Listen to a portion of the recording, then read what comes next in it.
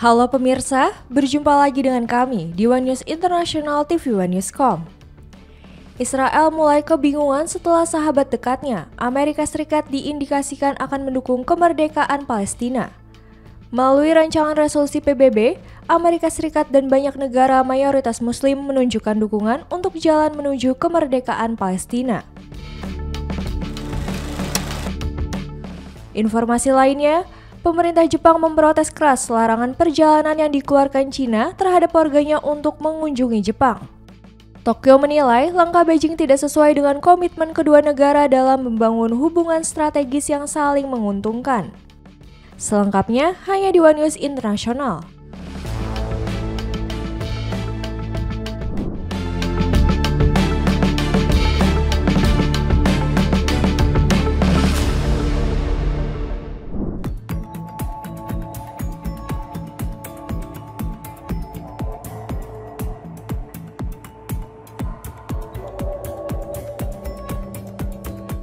Pemerintah Jepang memprotes keras larangan perjalanan yang dikeluarkan Cina terhadap warganya untuk mengunjungi Jepang.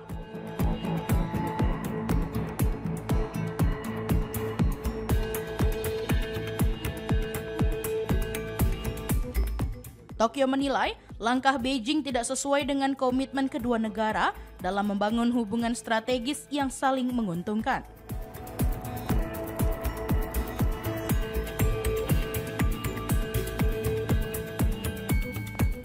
Pemerintah Jepang menyampaikan ketidakpuasannya setelah Beijing mengeluarkan imbauan perjalanan yang meminta warga Cina berhati-hati atau menunda kunjungan ke Jepang.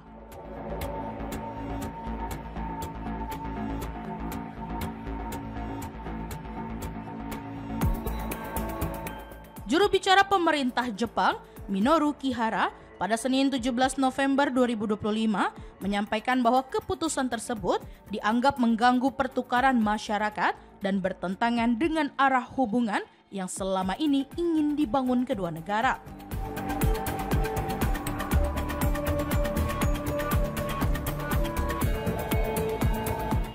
Tokyo juga telah mengajukan permintaan resmi agar Beijing mempertimbangkan kembali kebijakan tersebut.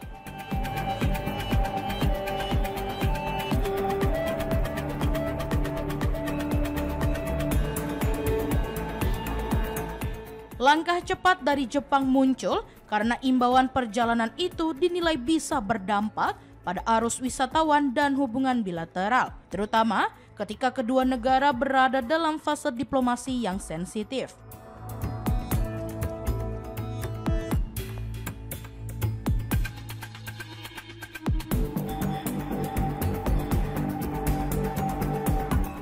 Seorang diplomat senior Jepang bahkan dijadwalkan berangkat ke Cina pada hari yang sama untuk memberikan penjelasan langsung dan mencegah ketegangan semakin melebar.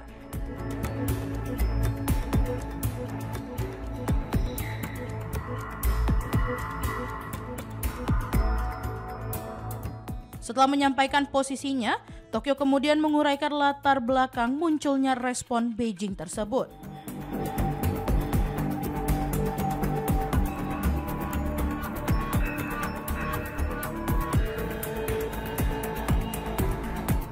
Ketegangan dimulai beberapa hari sebelumnya ketika komentar Perdana Menteri Jepang Sanae Takaichi mengenai situasi Taiwan diberitakan secara luas.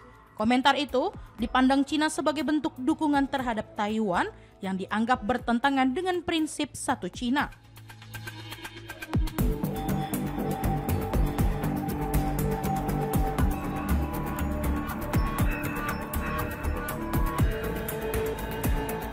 Yang selama ini menjadi fondasi hubungan diplomatik Beijing dengan negara lain, termasuk Jepang.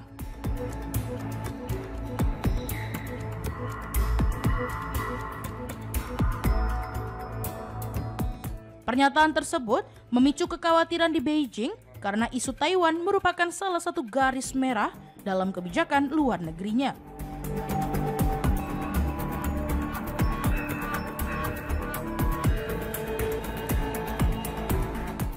Menyusul reaksi internal itu, Kementerian Luar Negeri Cina pada 14 November 2025 merilis imbauan resmi yang memperingatkan warganya agar berhati-hati melakukan perjalanan ke Jepang dengan alasan situasi politik yang dianggap sensitif setelah komentar Takaichi.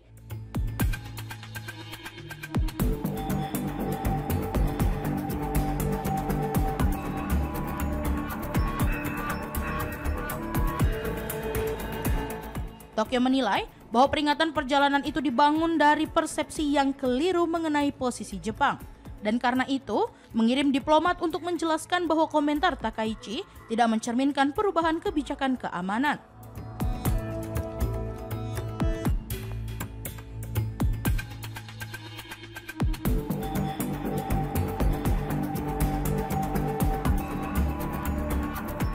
Tujuannya adalah memastikan bahwa hubungan kedua negara tidak semakin terganggu di tengah isu regional yang sudah kompleks.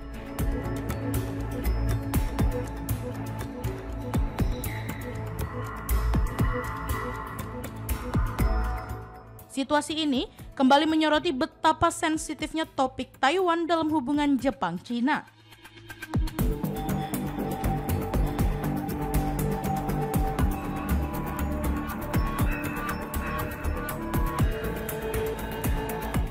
Beijing menilai setiap pernyataan yang dianggap menyentuh kedaulatan Taiwan sebagai bentuk tekanan politik.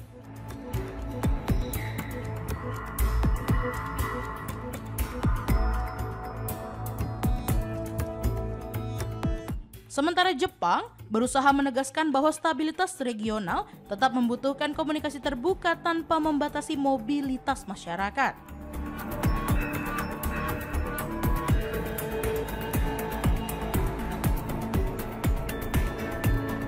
Upaya diplomatik yang tengah berlangsung mencerminkan kepentingan kedua negara untuk mencegah ketegangan semakin meningkat di kawasan Asia Timur.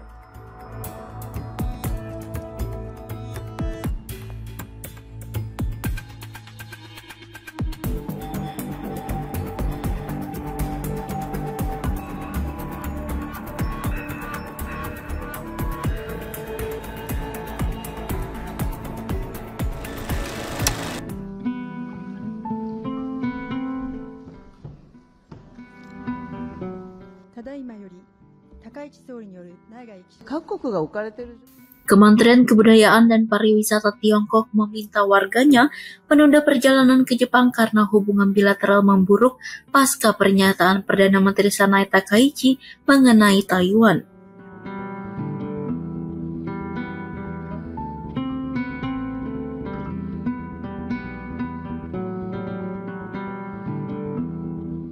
Rekomendasi tersebut didasarkan pada meningkatnya risiko keselamatan bagi warga Tiongkok di Jepang.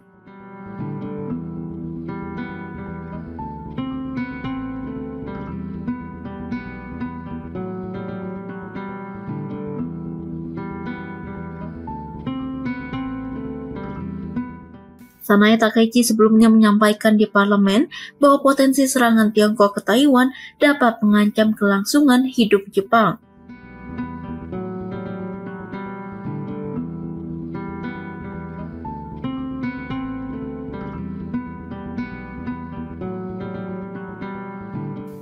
Komentar Takaichi menandai pergeseran retorika karena pemerintahan Jepang sebelumnya menghindari ungkapan yang dapat memperburuk hubungan dengan Beijing.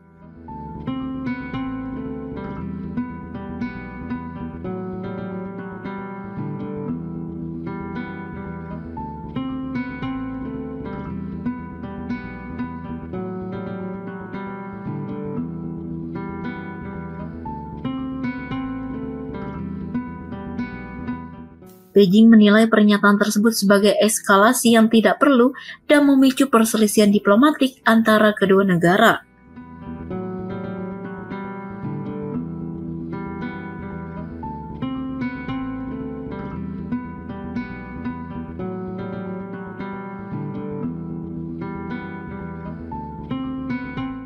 Pasar saham Jepang menunjukkan penurunan tajam pada perusahaan-perusahaan yang bergantung pada kunjungan wisatawan Tiongkok.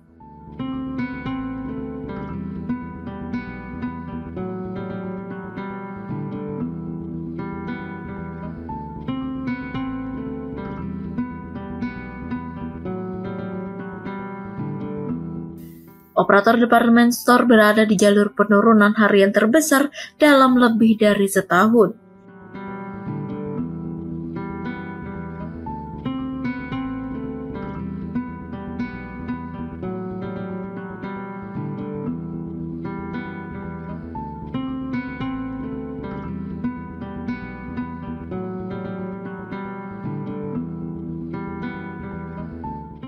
Adapun perusahaan pariwisata besar lainnya ikut mengalami dampak yang signifikan.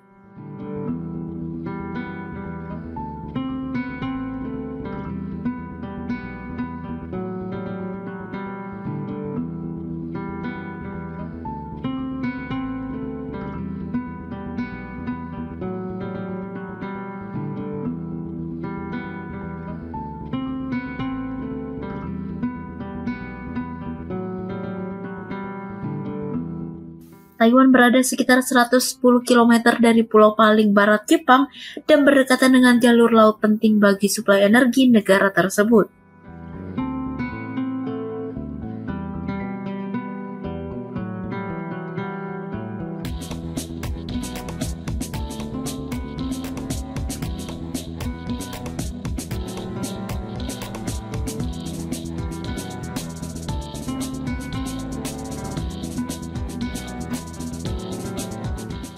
Jepang menjadi lokasi konsentrasi pasukan militer Amerika Serikat terbesar di luar Amerika Serikat sehingga mempertegas posisi strategisnya di tengah isu Taiwan.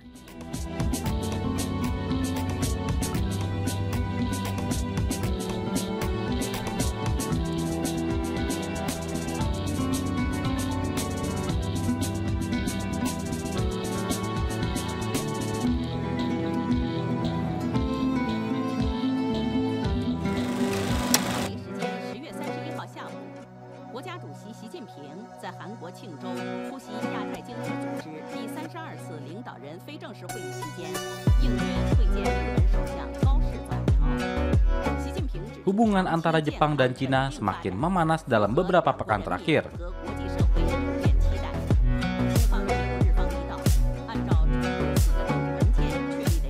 Menyulut kekhawatiran akan eskalasi militer dan krisis diplomatik di kawasan Asia Timur.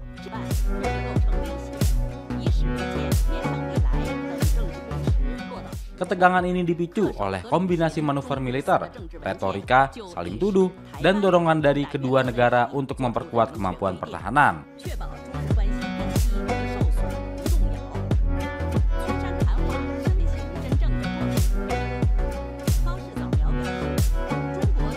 Salah satu pemicu utama konflik adalah pernyataan Perdana Menteri Jepang, Sanae Takaichi,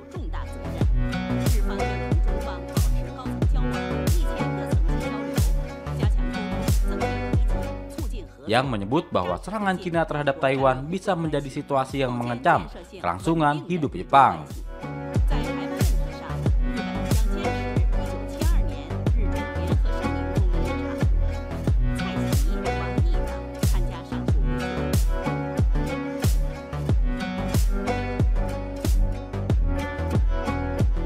Komentar ini memicu kecaman keras dari Beijing yang menuduh Jepang mencoba menghidupkan kembali militerisme masa Perang Dunia Kedua. Menanggapi pernyataan Takaichi, Cina menegaskan bahwa Jepang sedang mencari pembenaran untuk memperbesar kekuatan militernya.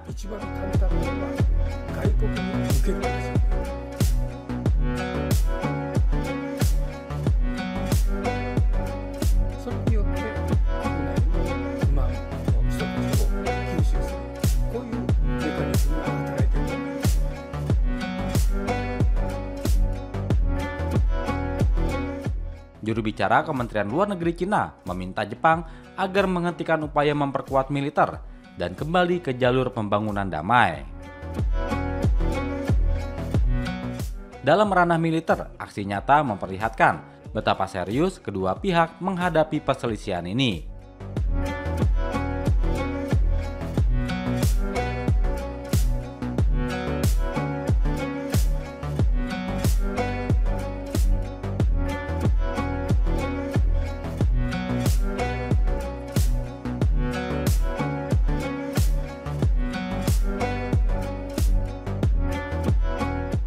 Jepang melaporkan manuver jet tempur Cina yang sangat dekat dengan pesawat patroli Jepang, yang dikritik sebagai tindakan berbahaya dan provokatif.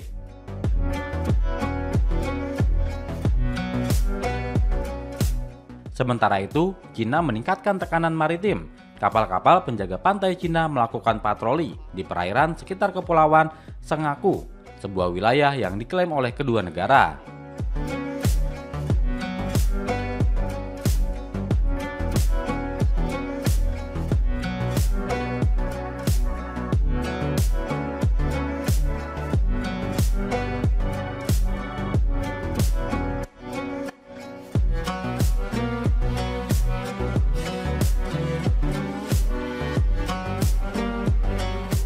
Di sisi Tokyo, kekhawatiran atas ancaman dari Cina mendorong Jepang untuk memperkuat anggaran pertahanan.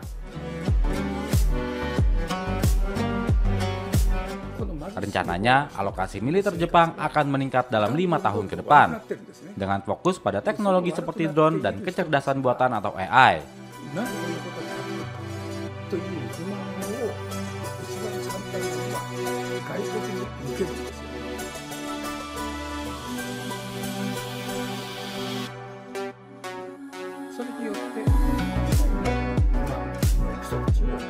Di saat yang sama, Jepang juga memperkuat kemitraan pertahanan dengan sekutunya.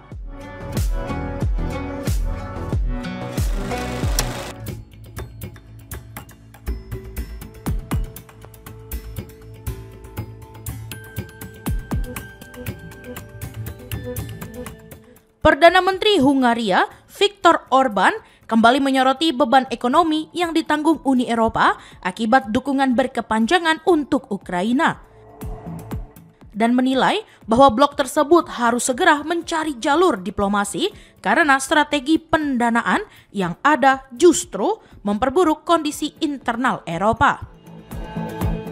Orban menilai bahwa Uni Eropa telah terlalu lama mengucurkan dana dalam jumlah besar untuk mendukung Kiev, sementara perekonomian blok tersebut terus melemah.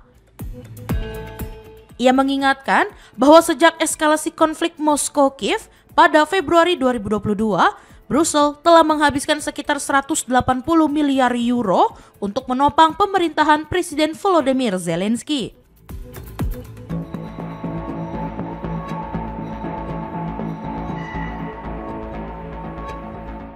Menurutnya, kebijakan ini tidak hanya membebani keuangan negara-negara anggota, tetapi juga tidak memberikan peluang nyata bagi Ukraina untuk memperoleh keunggulan di medan perang.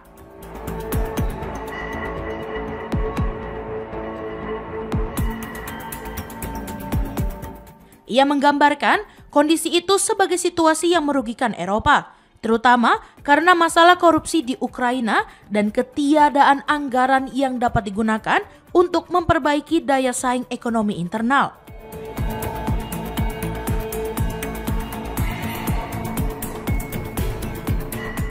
Ia menilai para pemimpin Eropa keliru ketika tetap mempertahankan strategi pendanaan dalam harapan bahwa keadaan di garis depan akan berubah dan membuka posisi negosiasi yang lebih menguntungkan.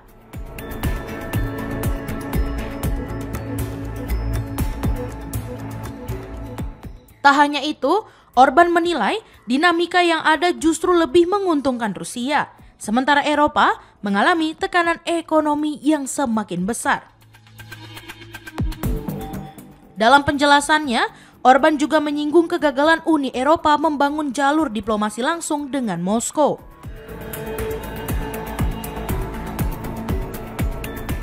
Pemerintahannya, yang termasuk di antara sedikit negara Eropa yang menolak memberikan bantuan militer kepada Ukraina, kembali mendorong Brussels untuk membuka komunikasi dengan Rusia.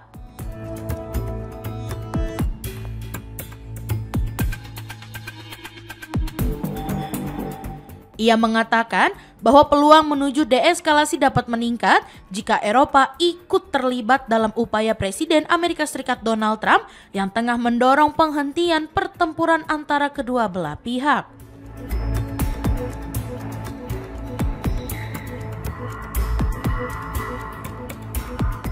Menurutnya, Eropa perlu membangun saluran komunikasi sendiri, kemudian menyelaraskan pendekatannya dengan Amerika Serikat jika memungkinkan. Sementara itu, Rusia berulang kali menyatakan bahwa mereka tetap terbuka pada penyelesaian diplomatik.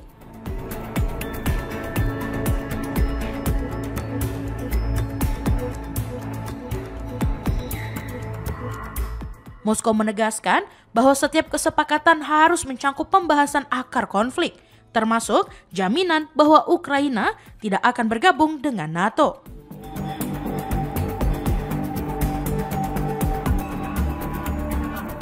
Serta komitmen terkait demilitarisasi, denasifikasi, dan pengakuan terhadap kondisi teritorial yang sudah terbentuk di lapangan. Rusia memperingatkan bahwa tanpa adanya usulan realistis dari Kiev maupun negara-negara barat, mereka akan terus melanjutkan operasi militernya hingga tujuan yang ditetapkan tercapai.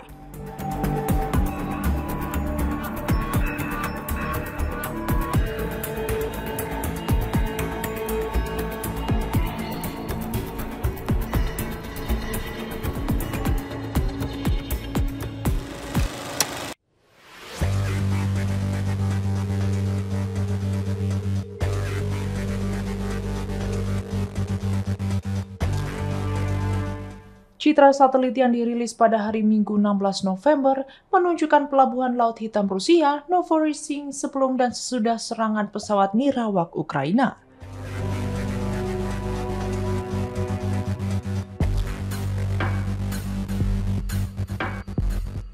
Pelabuhan tersebut melanjutkan pemuatan minyak pada hari Minggu setelah penangguhan 2 hari yang dipicu oleh serangan rudal dan pesawat nirawak Ukraina.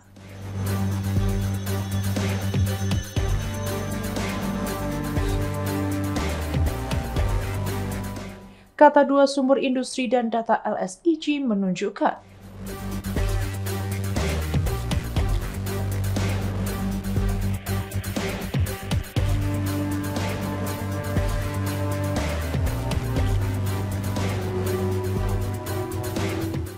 Ukraina menyerang terminal minyak di Pelabuhan Laut Hitam Rusia, Novorossiysk, yang merupakan jalur utama pengiriman komoditas Rusia pada hari Jumat 14 November.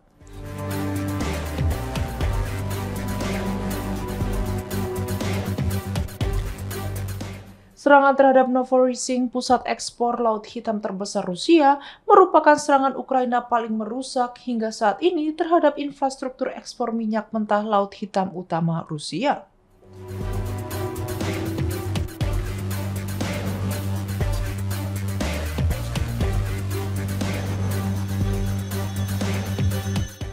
Novorossiysk menyumbang sekitar 1/5 dari ekspor minyak mentah Rusia, dan penutupan yang lama akan memaksa penutupan sumur minyak yang mahal di Siberia Barat.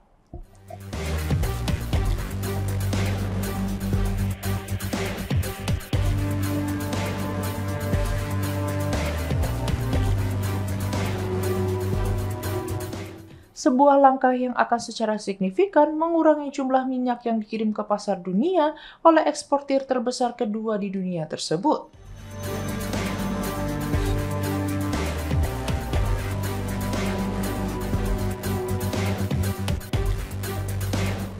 Presiden Donald Trump mengatakan pada hari Minggu 16 November bahwa Partai Republik sedang menggodok undang-undang yang akan menjatuhkan sanksi kepada negara manapun yang berbisnis dengan Rusia.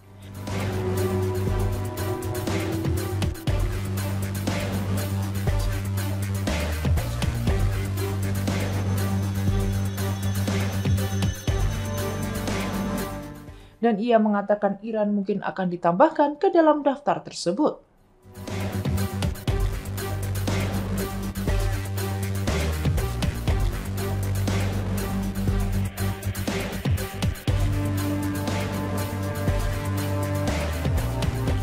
Seperti yang Anda ketahui, saya yang mengusulkannya. Jadi negara manapun yang berbisnis dengan Rusia akan dikenai sanksi yang sangat berat, kata Trump kepada para wartawan.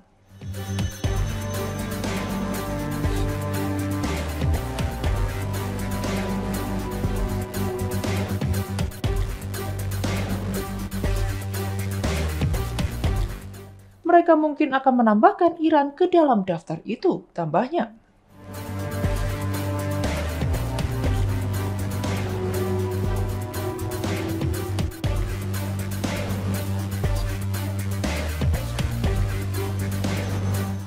Beberapa senator Amerika Serikat kembali mendesak agar RUU sanksi bipartisan yang telah lama tertunda sampai ke meja Trump.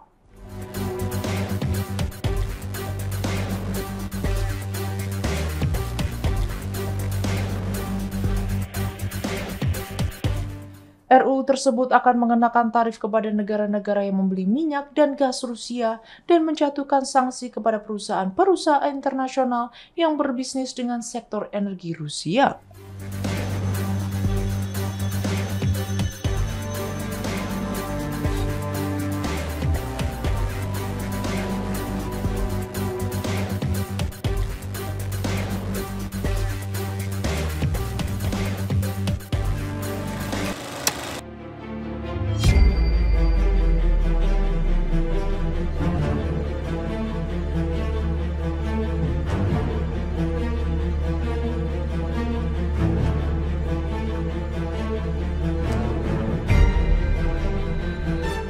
Tentara Rusia pada Minggu 16 November 2025 mengeklaim telah merebut 2 desa lagi di Ukraina Selatan.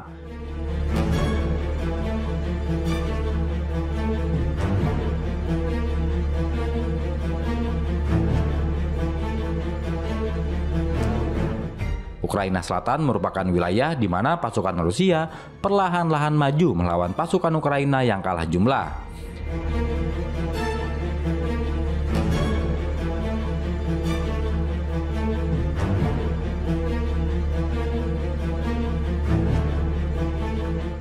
Garis depan pertempuran di Zaporizhia sebenarnya tidak terlalu aktif dibandingkan garis depan di Ukraina Timur.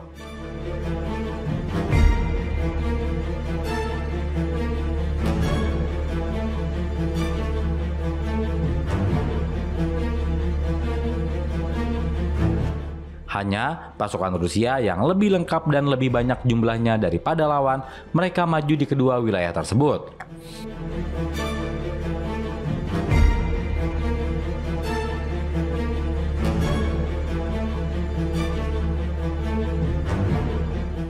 Adapun pertempuran di timur berpusat di sekitar kendali pusat logistik utama Pokrovsk yang telah disusupi ratusan tentara Rusia dalam beberapa minggu terakhir, sehingga melemahkan pertahanan Ukraina.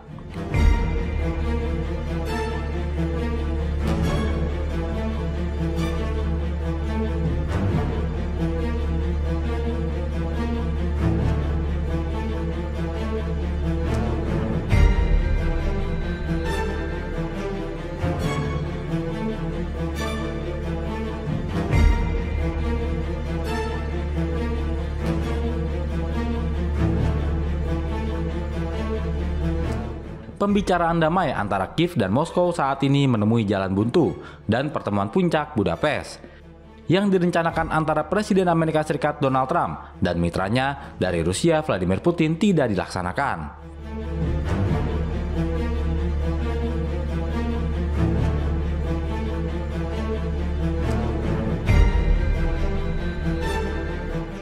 Pokrovsk, satu di antara kota utama di Ukraina Timur yang dulunya dihuni sekitar 60.000 orang, telah bertahan dari pemboman gencar pasukan Rusia selama lebih dari 1,5 tahun.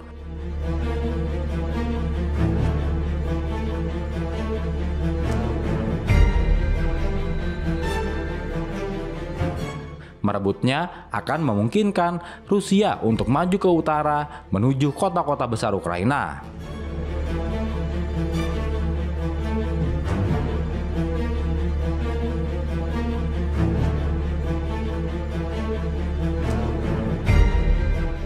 Serta mengonsolidasikan kendali atas wilayah Donetsk Timur yang diklaim telah dianeksasinya pada September 2022.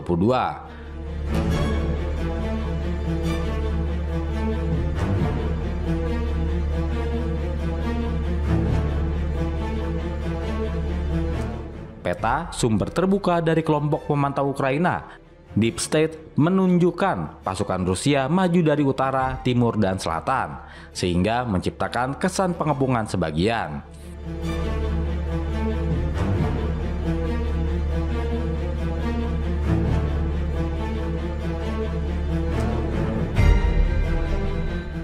Juru bicara Kremlin, Dmitry Peskov, mengatakan pada hari Kamis bahwa posisi rezim Kiev semakin memburuk dari hari ke hari.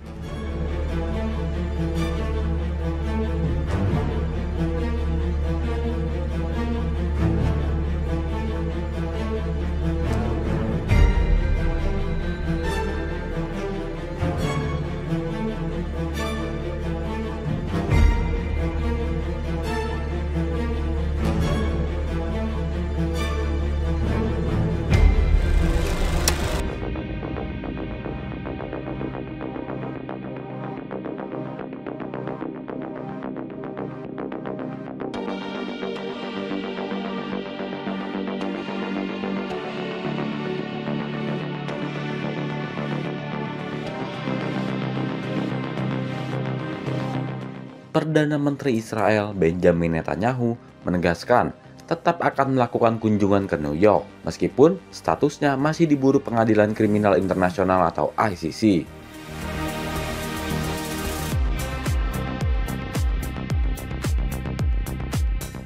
Pernyataan tersebut sekaligus menjadi bentuk penentangan Netanyahu terhadap sikap tegas wali kota New York, Zohran Mamdani, yang berkomitmen menindaklanjuti surat perintah penangkapan ICC apabila Netanyahu memasuki wilayah pemerintahnya. Dalam wawancara dengan jurnalis Australia, Netanyahu menyatakan bahwa dirinya tidak gentar terhadap ancaman penangkapan. Ia bahkan meremehkan kapasitas politik Mamdani dan menyebutnya sebagai pemimpin muda yang tidak berpendidikan. Tak sampai di situ, Netanyahu juga melayangkan kritikan kuat ke Mamdani, menyebutnya sebagai sosok berhaluan Demokrat sosialis. Selama pemilu New York digelar beberapa bulan lalu, Mamdani dikenal vokal membela hak-hak Palestina. Ia menegaskan bahwa New York tidak seharusnya memberi ruang bagi pejabat asing yang diduga terlibat dalam kekejaman massal. Sebagai langkah agresif, Mamdani bahkan menyatakan pemerintahannya akan berupaya mematuhi hukum internasional, termasuk menjalankan surat perintah ICC jika Netanyahu memasuki kota tersebut. Mamdani mengakui batasan hukum nasional, di mana Amerika Serikat bukan anggota Statuta Roma, sehingga tidak memiliki kewajiban legal untuk menahan tersangka ICC. Mengutip laporan Arab News, Statuta Roma adalah perjanjian internasional yang menjadi dasar pembentukan ICC. Negara yang menandatangani dan meratifikasi Statuta Roma berkewajiban mematuhi perintah ICC. Sebelum ketegangan antara Mamdani dan Netanyahu memuncak, ICC telah lebih dulu mengeluarkan surat perintah penangkapan terhadap pemimpin elit Israel.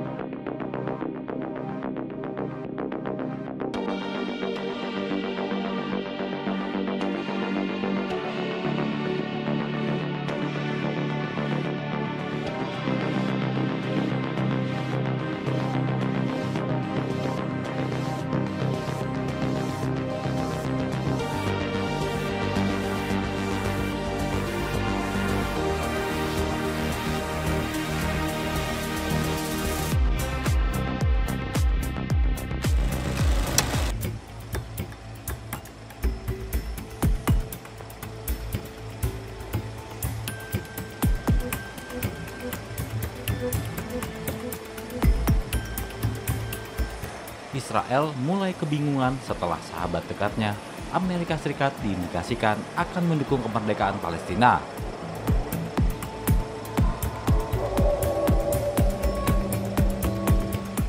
Melalui rancangan resolusi PBB, Amerika Serikat dan banyak negara mayoritas Muslim menunjukkan dukungan untuk jalan menuju kemerdekaan Palestina.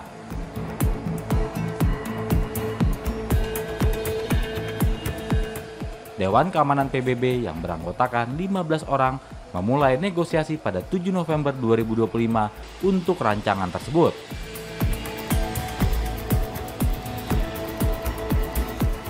Yang akan mengamanatkan usulan Presiden Amerika Serikat Donald Trump untuk pemerintahan transisi Dewan Perdamaian di Gaza.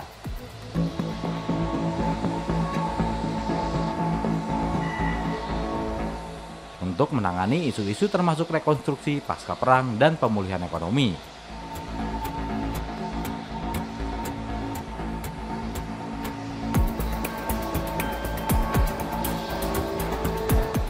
Setelah isu itu merebak, Perdana Menteri Israel Benjamin Netanyahu menghadapi tekanan politik yang signifikan dari sekutu koalisi sayap kanan jauhnya. Menanggapi kecaman dari para menteri garis keras, Netanyahu pada Minggu 16 November 2025 menyatakan kembali penolakan Israel terhadap pembentukan negara Palestina. Dikutip dari The Straits Times, sikap ini ditegaskan setelah muncul protes dari sekutu koalisi yang ultranasionalis.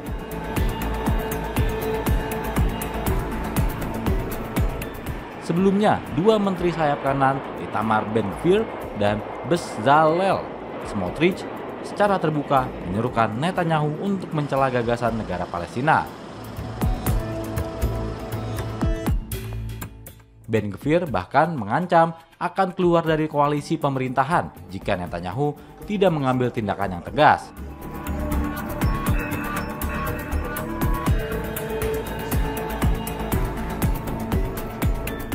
Ancaman pengunduran diri dari sayap kanan dapat menyebabkan runtuhnya pemerintah sayap kanan Netanyahu.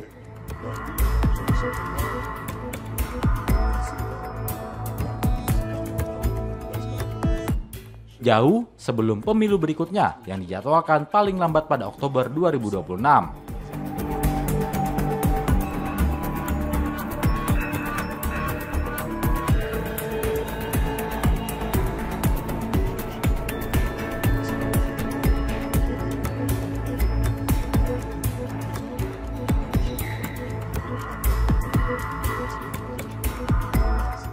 Netanyahu sendiri merangkul rencana Trump ini saat kunjungan ke Gedung Putih pada September lalu. Namun hingga hari Minggu kemarin, ia belum mengeluarkan pernyataan baru mengenai isu kenegaraan Palestina.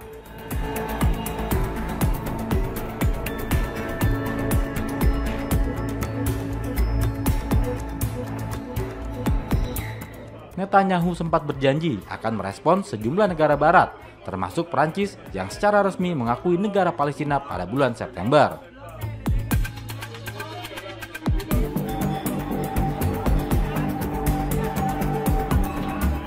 Tetapi belum menindaklanjutinya dengan tindakan diplomatik apapun. Untuk diketahui, Amerika Serikat mengakui Yerusalem sebagai ibu kota Israel.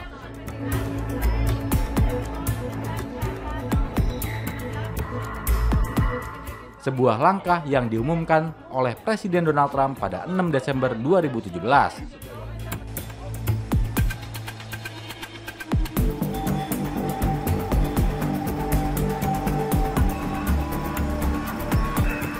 Keputusan ini mencerminkan posisi resmi Israel dan menyebabkan perpindahan kedutaan besar Amerika Serikat dari Tel Aviv ke Yerusalem.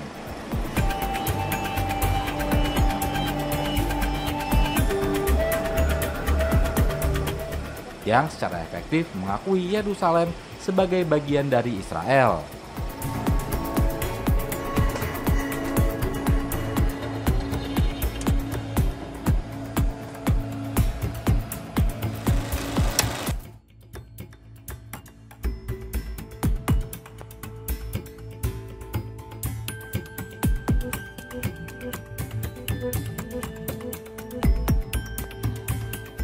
Pemerintah Rusia memperketat aturan pidana terkait penghinaan agama. Setelah Presiden Vladimir Putin mengesahkan revisi pasal yang memperluas kategori tindakan yang dianggap merendahkan Al-Quran dan tokoh suci termasuk Nabi Muhammad. Perubahan ini memperkuat pasal 148 Kitab Undang-Undang Pidana yang telah diatur sejak 2013 tentang pelanggaran terhadap perasaan keagamaan.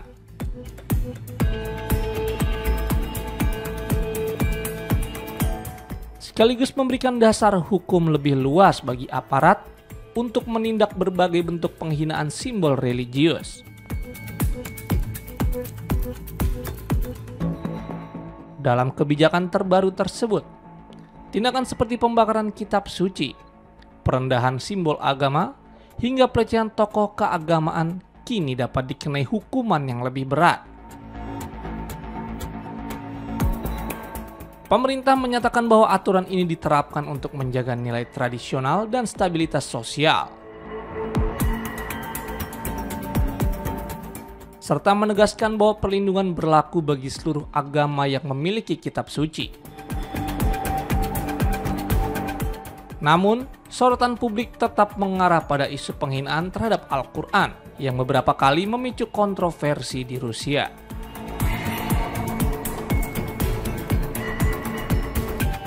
Sejumlah analis internasional menilai pengetatan aturan ini sebagai upaya pemerintah memperluas kontrol terhadap ruang kebebasan berekspresi.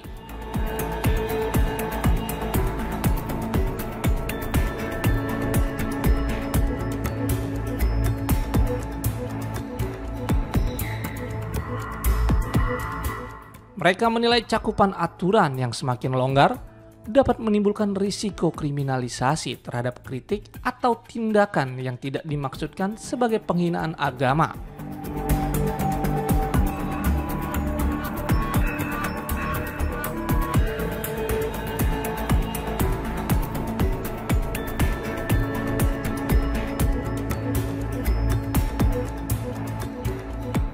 Kritik serupa sebenarnya telah muncul sejak aturan ini diberlakukan pada 2013.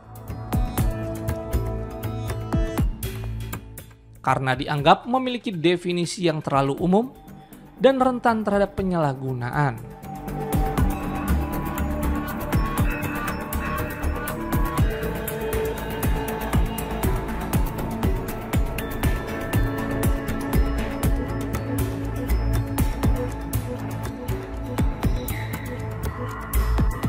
Kebijakan baru ini pun menuai beragam respon dari warga Rusia. Kelompok konservatif menyambut baik aturan tersebut karena dinilai dapat mencegah gesekan antar kelompok.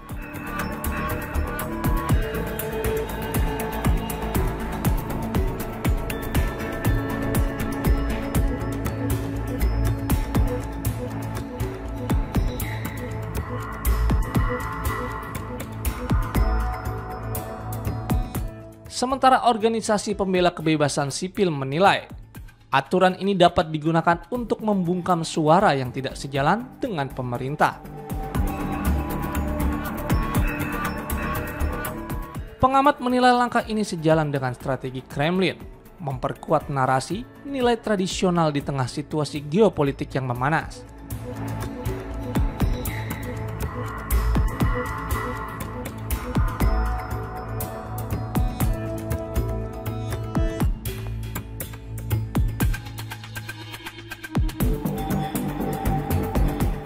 Kebijakan baru ini juga diperkirakan berdampak besar pada ruang publik digital.